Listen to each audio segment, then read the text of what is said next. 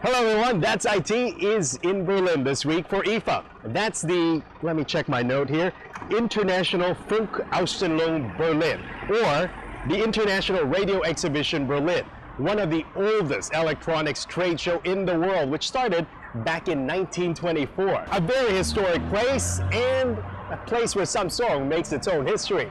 This was where the world's first phablet was announced in 2011, the Samsung Galaxy Note. And again this year, IFA serves as the backdrop for a historic announcement of what would be the world's first mainstream smartwatch. Welcome to the future. Many of us grew up watching movies depicting a future where people speak to their watches. Well, that future is fast upon us, September 25th to be exact. That's when Samsung's Galaxy Gear smartwatch hits store shelves in 149 countries. So what exactly can it do? Well, some may say its functions are limited, but give it a break. It's just a wristwatch that happens to be smarter than the Rolex. The Galaxy Gear runs on Android and has a built-in storage capacity of 4 gigabytes. It can notify you when you receive SMSs, emails, and calls, and other messages. And the great thing is you can respond to them. Accept it or ignore it. It is up to you. And if the 1.6-inch OLED screen is too small to read when you do, just whip out your Note 3 and it will be open on that very same email you were already reading. There is a built-in speaker located at the clasps, and you know what that means? Yep, it means you can use it to answer a call. Okay, I gotta go for now. Well, that's how you talk on the Galaxy Gear. All you have to do is bring it up to your mouth, the speaker is right there, and you talk. But industry watchers are approaching the smartwatch with cautious optimism. But then again, of course, in real-world use, you'd have to be in a quiet room, not too noisy environment, so it's not always applicable, and I don't think you can do that while walking down the street.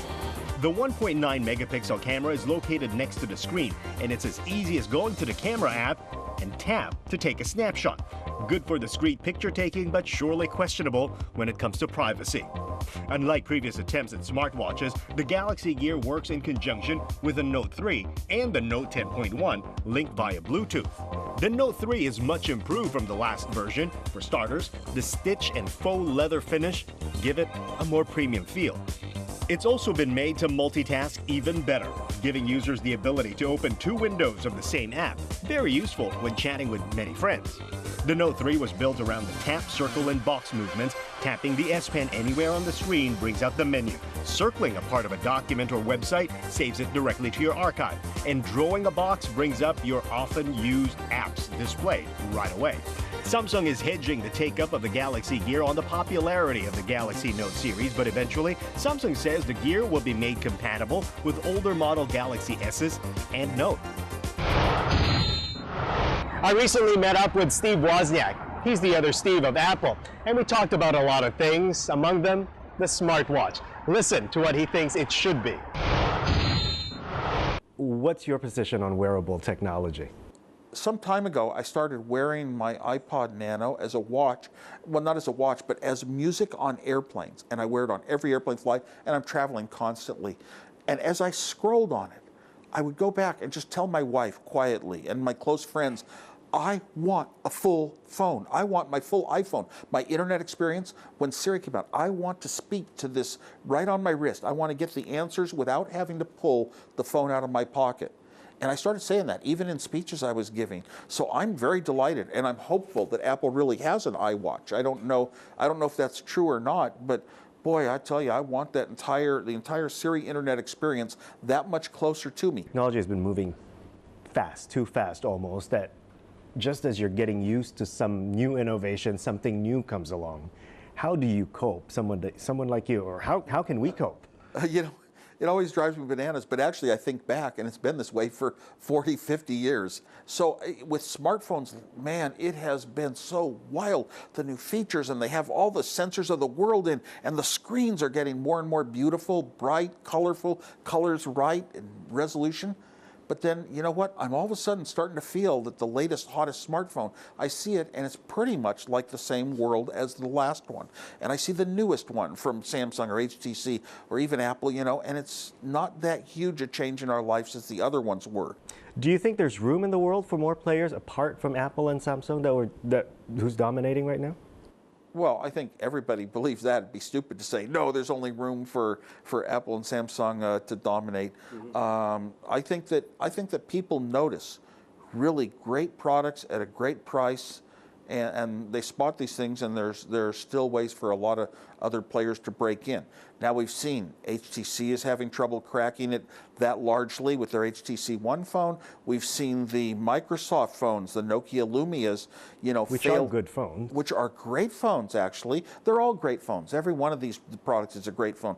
And they've had trouble getting the acceptance. If you were to base what features do you have, what qualities do you have, and you did a spreadsheet, they'd be right in there as a big equal player.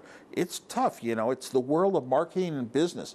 I prefer to stay at the technology end and enjoy all the product. You know what, you can exist and make a profit and have a good sized business, and it doesn't mean you have to be the big player in the world. In the world of in-flight entertainment systems, Singapore Airlines has always been on the leading edge. And with its new Boeing 777-300ERs coming into service this month, SQ once again pushes the bar higher with in-flight entertainment. Panasonic Avionics' new EX3 will debut on Singapore Airlines' new Chris World, and according to the airline, it will be the most advanced in-flight entertainment system to date, with larger touchscreen displays across all classes and, for the first time, touchscreen handsets. One of my concerns in having a touchscreen in economy class is the possibility of disturbing the person right in front of me when I'm making my choices and pressing on the screen really hard. But Singapore Airlines says it has an answer for that. You are quite right, Tim, in the sense that when a passenger or customer touches the screen, it might disturb the passenger. But today, with the new technology, this concern is actually not an issue anymore, because it is actually very sensitive, and with the sensitivity, the touchscreen will not be disturbing the passenger. But what really caught our attention is the system's ability to multi-screen. Now you can watch a movie on the main screen in front of you and browse news headlines or other Chris World offerings on the handset without having to pause what you are watching. And while you multi-screen, why not rate or recommend what you're watching too, so that other passengers will know what's good. The new Chris World IFE will be found on SIA's new seats on its new Boeing 777-300ERs, which will be in service this month. Singapore Airlines says at the moment, the touchscreens on business class and first class screens will be switched off because, well, as you can imagine, the screens will be too far away for you to touch anyway. But the touchscreen on the remote control panel will be fully functional. And we've come to the end of the show this week. In Berlin, I'm Timothy Go. That's it. That's IT. Shutting down.